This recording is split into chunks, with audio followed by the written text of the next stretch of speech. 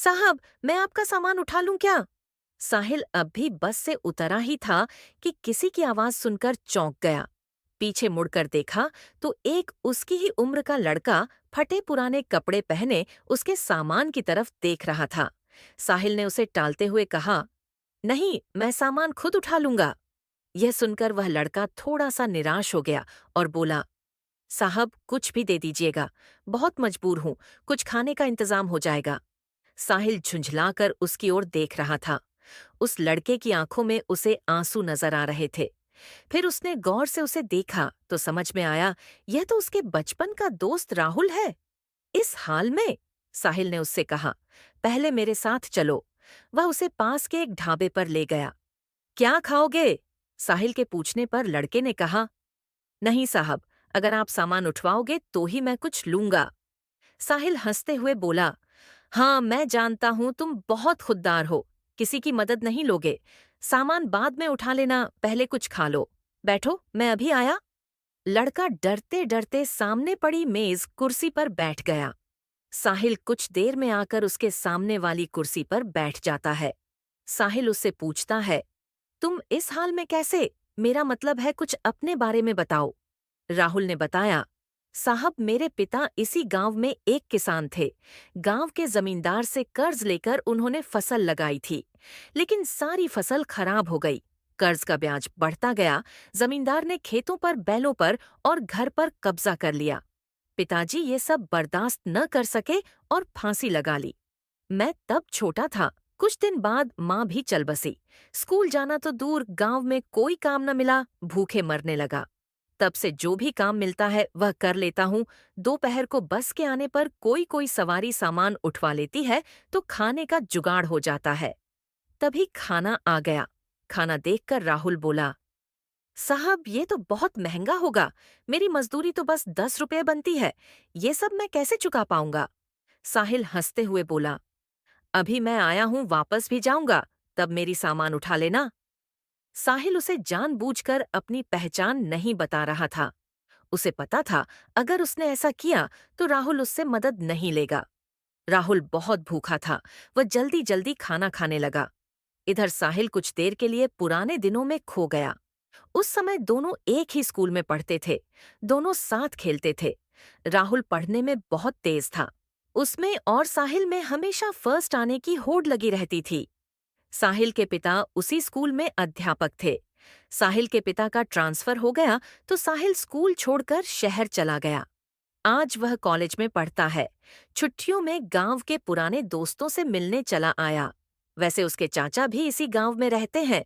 साहिल को यह उम्मीद बिल्कुल नहीं थी कि उसका दोस्त उसे इस हाल में मिलेगा। साहिल अपने ही ख्यालों में खोया हुआ था। तभी राहुल ने उसे कहा, साहब मेरा खाना हो गया, चलिए आपका सामान उठा लेता हूँ। साहिल ने जवाब दिया, अभी चलते हैं, बैठो और कुछ अपने बारे में बताओ। अब कहाँ रहते हो और आगे क्या करोगे? राहुल ने जवाब दिया, साहब क्या करोगे मेरे बारे में जानकर? मेरे जैसे लोग ऐसे ही सड़क पर मजदूरी करते रहते हैं और एक दिन ऐसे ही मर जाते हैं। एक समय था, हमारे पास भी सब कुछ था। वो जो सामने आप स्कूल देख रहे हैं, मैं वहां पढ़ा करता था। साहिल बोला, अब पढ़ने का मन नहीं करता? राहुल बोला, साहब माता पिता का साया क्या होता है, ये उनके जाने के बाद पता लगता है। मेरे पिता मुझे सरकारी अफसर बनाना चाहते थे। साहिल उसकी बातें गौर से सुन रहा था। राहुल को एक पल के लिए भी यह एहसास नहीं हुआ कि यह तो उसका बिछुड़ा हुआ दोस्त है, क्योंकि साहिल के नयन नक्श से लेकर उसका पहनावा सब बदल चुका था। राहुल ने पूछा, साहब आप यहाँ किसके घर आए हैं? साहिल ने अपनी पहचान छिपाते हुए कहा, नहीं बस ऐसे ही गांव घूमने आया था। यहाँ कोई होटल मिल जाएगा रुकने के लिए? हाँ साहब, बस स्टैंड के पीछे ही एक होटल है। आपके शहर जैसा तो नहीं पर ठीक ठाक है। मैं आपको वहीं ले चलता हूँ। राहुल बोला। साहिल ने हाँ में सर हिलाया। राहुल सामान लेकर आगे आगे और साहिल उसके पीछे पीछे चलने लगा। कुछ ही देर में वे होटल में पहुंच गए। साहिल ने एक कमरा लिया। राहुल उससे कहने लगा, साहब मैं चलता हूँ, जब आपको जाना हो बता देना, मैं आपका सामान लेने आ जाऊंगा। साहिल बोला, अरे रुको, ये कमरा मैंने 2 लोगों के लिए लिया है। तुम मेरे साथ रहोगे? राहुल बोला, नहीं साहब, कहाँ मैं और कहाँ आप। वैसे भी मैं तो कहीं भी सो जाता हूँ। मेरा बिस्तर एक पेड़ के ऊपर रखा होता है, वहीं पेड़ के नीचे चबूतरे पर सो जाता हूँ। मुझे जाने दो साहब। साहिल बोला, मुझे तुमसे बहुत सी बातें करनी है। जब तक मैं यहाँ हूँ, तुम मेरे साथ रहोगे। मैं यहाँ किसी को जानता नहीं हूँ। तुम मुझे पूरा गांव घुमाओगे। राहुल कुछ नहीं बोला। कमरे में सामान रखने के बाद साहिल राहुल को लेकर एक कपड़े की दुकान पर पहुंचा। उसे नए कपड़े दिलवाए, नए जूते दिलवाए। फिर उसे लेकर होटल पर आया। उसने राहुल की जरूरत का हर सामान खरीदा और उससे कहा, तुम नहाकर ये कपड़े पहनो, मैं अभी आता हूं। राहुल को कुछ समझ नहीं आ रहा था। उसने नहा धोकर नए कपड़े पहने, अपने आप को शीशे में देख ही रहा था। तभी साहिल आ गया। राहुल अपने कपड़ों को देखकर रो रहा था। साहिल बोला, क्या हुआ, कपड़े अच्छे नहीं हैं? राहुल बोला, नहीं साहब, माँ की याद आ गई। वो अपने हाथ से सिलकर कपड़े पहनाया करती थी। कल मैं आपको अपना घर दिखाऊंगा, जो जमींदार ने हथिया लिया। साहिल उससे बैठकर बातें करने लगा। कितना कर्जा था तुम्हारा? राहुल ने कहा। साहब, सब मिलाकर 50-60 हजार था। अब तो 80-90 हजार हो गया होगा। काफी देर इधर उधर की बातें करने के बाद दोनों सो गए। सुबह साहिल राहुल को लेकर गांव घूमने गया। वहां राहुल ने अपना घर दिखाया जो बंद था। फिर वह उस पेड़ के नीचे ले गया जहां कल तक वह सोता था। राहुल बोला, साहब, यह पेड़ ही मेरे माँ बाप है, मैं यहीं सोता हूँ।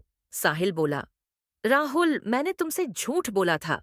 मैं गांव घूमने नहीं, सिर्फ तुमसे मिलने आया था। यह सुनकर राहुल चौंक गया। साहिल ने बताया, मैं तुम्हारे बचपन का दोस्त साहिल हूं। यह सुनकर राहुल गौर से साहिल के चेहरे को देखने लगा। उसे अब उसमें अपना दोस्त नजर आने लगा। उसकी आंखों से टप टप आंसू बह रहे थे। साहब आप। वह कुछ बोलता, इससे पहले साहिल ने कहा, साहब नहीं, साहिल तुम्हारा दोस्त। राहुल कुछ बोल न सका। वह बस एकटक साहिल को देखे जा रहा था। उसके अंदर का सैलाब अब उमड़ने लगा था। इतने सालों का दर्द उसकी आंखों से बह रहा था। आज उसका कोई अपना उससे मिलने आया। इस बात पर अभी भी उसे विश्वास नहीं हो रहा था। साहिल ने उसे चुप कराया। फिर वह उसे लेकर अपने चाचा के घर गया। साहिल के चाचा सब पहले से जानते थे। साहिल ने उनसे कुछ बात की। साहिल के चाचा एक संपन्न किसान थे। उन्होंने अपने साथ कुछ और किसानों को इकट्ठा किया और जमींदार के घर पहुंच गए। साहिल के चाचा ने जमींदार से पूछा, इसके पिता पर कितना कर्ज है? जमींदार ने अकड़ से कहा, कौन चुकाएगा? इसके पास तो फूटी कौड़ी नहीं है, नहीं तो इसका बाप फांसी नहीं झूलता। सब मिलाकर 1 लाख है। साहिल ने अपने चाचा को इशारा किया। उन्होंने बैग से 1 लाख रुपये निकालकर जमींदार के सामने रख दिए और कहा, इसके खेत, मकान और बैल अभी वापस चाहिए। जमींदार यह देखकर घबरा गया, लेकिन इतने लोगों के सामने कर भी क्या सकता था। घर की चाबी और कागज वापस कर दिए। बैल उसे घर भिजवा दिए। वहां से निकलकर साहिल बोला, चाचा जी, मैं शहर पहुंचते ही आपके पैसे लौटा दूंगा।